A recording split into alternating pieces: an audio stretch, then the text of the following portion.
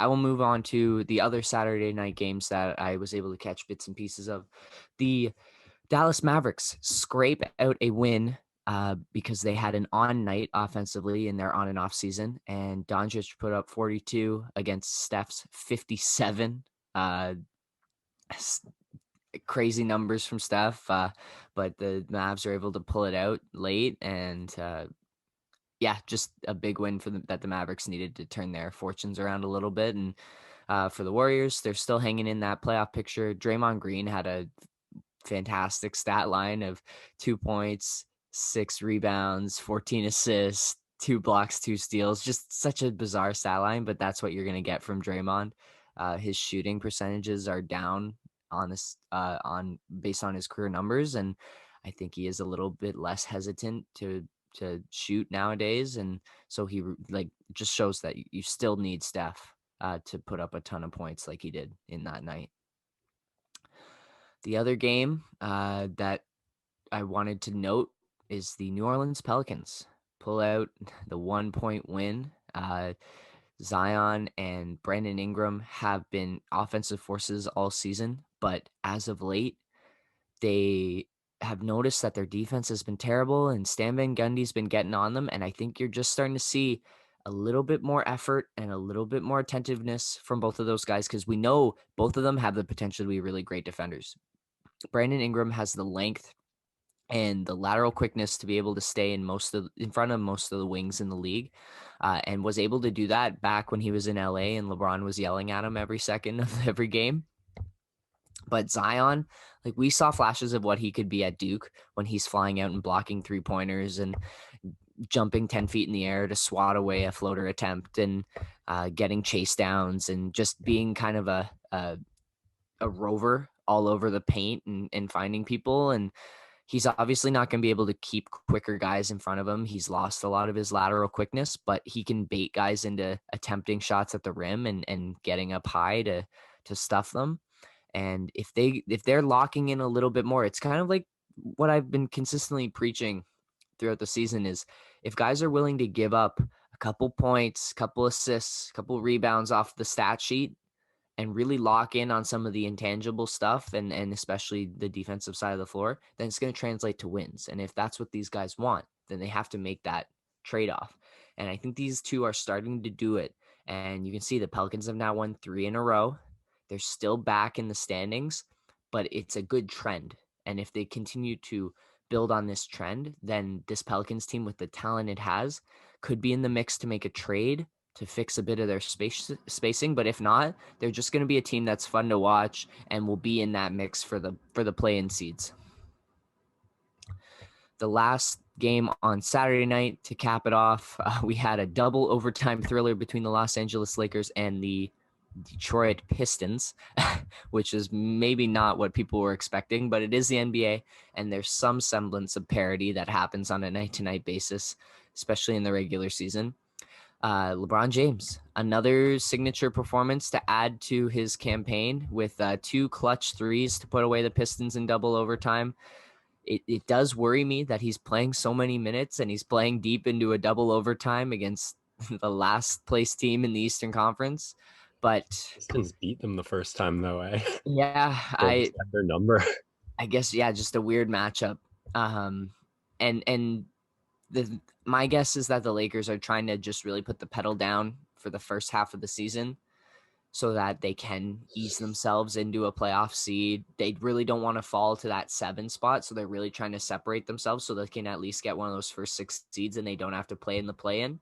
And then you'll see once they've locked in kind of that top 6, I think you'll definitely see AD and LeBron basically getting no minutes for the rest of those games, really trying to conserve themselves for the playoffs. And right now, just LeBron's in sprint mode, and Yeah, it's I fun do to think watch. I do think they should be freezing like all of the B samples they get from LeBron just for future generations to study when we've had like 3 more cycles of the cat and mouse between the doping, anti-doping, and the anti-doping have like caught up of tomorrow have caught up with the doping of today. Um, we're gonna, I mean, with Father Time, with like the forum, it's always are they going to recede is the question until it's not. And there's some players who just don't seem to ate or get wear and tear the way others do. And LeBron is just similar to James Harden, like one of those players. So I'm maybe it'll happen, but I don't. It's been so superhuman so far. Like, why start treating him as a mere mortal now? And it's like, especially with him, like the 3-point shooting has improved. And like I don't see why people didn't expect that to happen. When you're that great, you're willing to put more in time into a skill. And if he is going to need to extend his career even a couple more years after this, he's really going to have to be a good jump shooter and a good like post player, because that's how MJ and Kobe really extended their production late into their careers, was with the jump shot and the post game. So that'll be the thing to watch with LeBron as we get later into this season, and then obviously for the next couple of years, until finally Bronny shows up and he finally gets to walk off into the sunset Yeah, and I hand the mean, keys over to his son. the success of Space Jam 2 will be the watermark of how we measure LeBron versus uh, Jordan's goatness.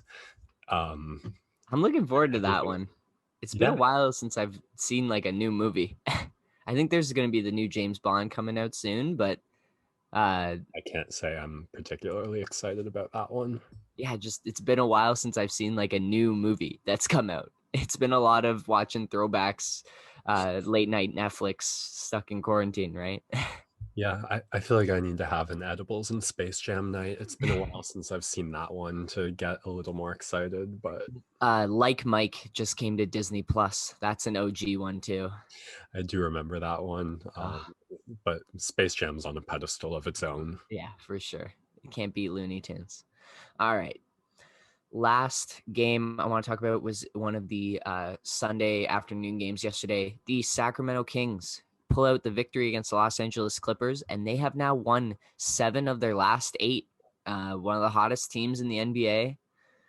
They on I believe it was on Friday night. They beat the Nuggets despite Nikola Jokic putting up 50 points, and then they come out and beat this Clippers team that was at full strength. It's been fantastic to see the step that De'Aaron Fox has taken over the past couple of weeks.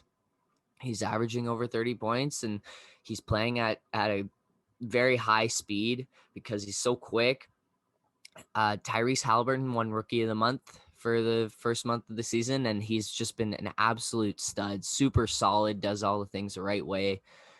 They're finally figuring out what they want to get from Marvin Bagley because it's been a while since he's been a full-time piece in that rotation.